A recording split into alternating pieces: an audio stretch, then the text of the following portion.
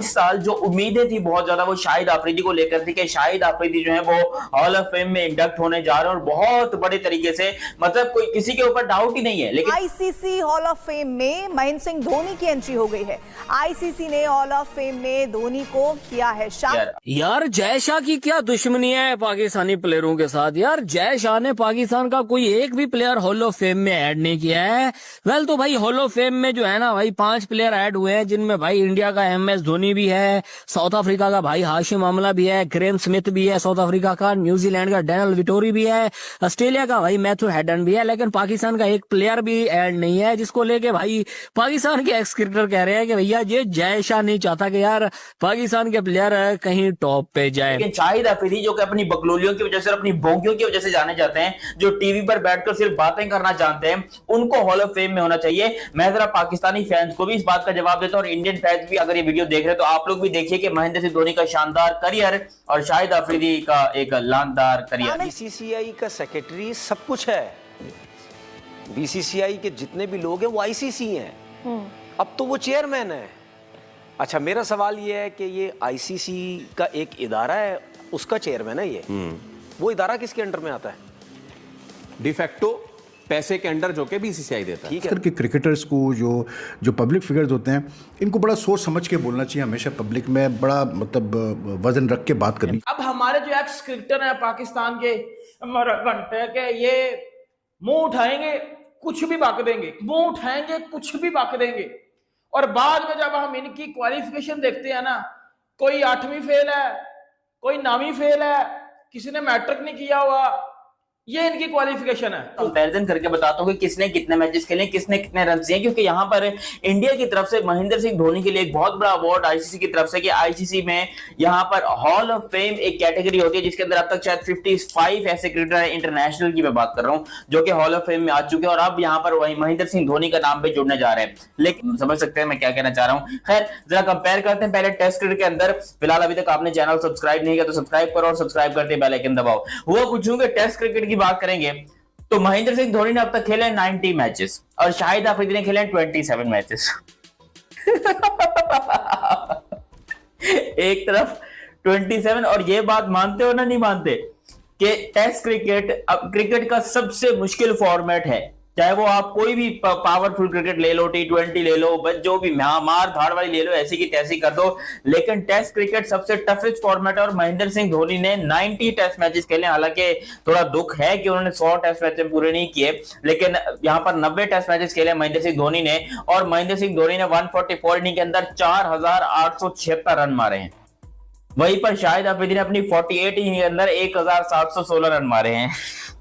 1716 run और 4876 run, ये comparison है। मतलब अजीब ही तमाशा है। महेंद्र सिंह धोनी का हाईएस्ट स्कोर है 224 टेस्ट क्रिकेट के अंदर, शाहिद अफरीदी का है 156। ये शाहिद अफरीदी है 156 हाईएस्ट है, MS धोनी का है 224। उसके अलावा एवरेज की बात करेंगे, MS धोनी की एवरेज है 38 रन की, शाहिद अफरीदी की 36 रन की। और महेंद्र सिंह धोनी टेस्ट में काफी ऊपर बैटिंग करते थे, शाहिद अफरीदी जो है वो नीचे बैटिंग करते थे, सिर्फ मारना जानते थे, लग गई तो चांद तक नहीं तो शाम तक वाला इनको जो है वो चाहिए था। जबकि सिक्सेस की बात करेंगे तो यहाँ पर शाहिद 100 की बात करेंगे तो शाहिद अफरीदी की 500 है टेस्ट में और महेंद्र सिंह धोनी की 600 है टेस्ट में। अब मुझे बताओ कि इनका कौन सा कंपैरिजन बनता है। और फिर 50s की बात करेंगे, शाहिद अफरीदी की 850 है, महेंद्र सिंह धोनी की 3350 है। ये सिर्फ टेस्ट क्रिकेट की मैं बात कर रहा हूं। छक्कों की बात करेंगे तो धोनी के 78 छक्के हैं, अफरीदी के 52 छक्के हैं। अबे कहां से कंपैरिजन उठा के कर रहे हो तुम? शाहिद अफरीदी का महेंद्र सिंह धोनी लेजेंड के साथ 10,000 ODI रन है यहाँ पर महेंद्र सिंह धोनी के, और शाहिद अफरीदी के हैं टोटल 8,000 रन, और बल्कि 11,000, ऑलमोस्ट अब 11,000 कर लो महेंद्र सिंह धोनी के रन है, और शाहिद अफरीदी के सिर्फ 8,000 रन है। और लोग इसको कंपैरिजन करते हैं MS धोनी के साथ। वहीं पर अगर आप बात करोगे हाईएस्ट स्कोर की तो शाहिद अफरीदी का है 124 और MS धोनी का है 183 runs, 183, and that's against Pakistan if I am not wrong. 2012 की ये बात है जब महेंद्र सिंह धोनी ने यहाँ पर पेला था पाकिस्तान को। आई थिंक 12 की बात है, आप लोग मुझे करेक्ट कर देना। तो शाहिद अफरीदी कोसों दूर है, माइल्स दूर है महेंद्र सिंह धोनी से। एवरेज जो है वो धोनी की 50 है और अफरीदी की 23 है, आधी से भी कम है। अफरीदी की एवरेज आधी से भी कम है, वहीं पर धोनी की एवरेज 50 की है। नॉटआउट्स में धोनी 84 टाइम नॉट आउट गया है और Shahid Afridi just 27 time not out गया है। छक्कों की बात करेंगे तो यहाँ पर 229 सिक्सेस इनके धोनी साहब के हैं और 351 शाहिद भाई के हैं। तो शाहिद अफरीदी को एक ही काम आता था, वो था छक्के मारना, और शाहिद अफरीदी ने यही काम किया ओडीआई क्रिकेट में। और छक्के मारने से आपको हॉल ऑफ फेम नहीं मिलता। ये हॉल ऑफ फेम में डाला, लेकिन हमारे शाहिद अफरीदी को क्यों नहीं डाला, ये आपने बहुत नाइंसाफी, मतलब यही आवाजें उठ रही हैं पाकिस्तान में। और मैं जरा दोस्तों, इस साल 9 जून 2025 को आईसीसी हॉल ऑफ फेम में कुल 7 क्रिकेटर शामिल हुए हैं, जिसमें भारत के महेंद्र सिंह धोनी भी हैं।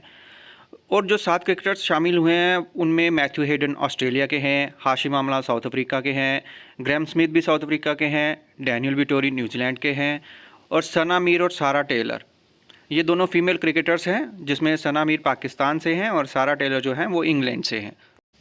दोस्तों, जैसे ही आईसीसी ने धोनी का नाम हॉल ऑफ फेम में डाला, भारत में तो जश्न छिड़ गया, लेकिन उधर बॉर्डर के उस पार पाकिस्तान में ट्विटर पर मिर्ची फैल गई। कुछ बोले बस हेलीकॉप्टर शॉट ही तो था, कभी हमारी टीम से भी कोई आएगा क्या, और कुछ ने तो ये कह दिया अच्छा कप्तान तो मिसबा भी था। और कुछ लोग तो इस बात पर लड़ रहे थे कि शाहिद अफरीदी को क्यों नहीं मिला।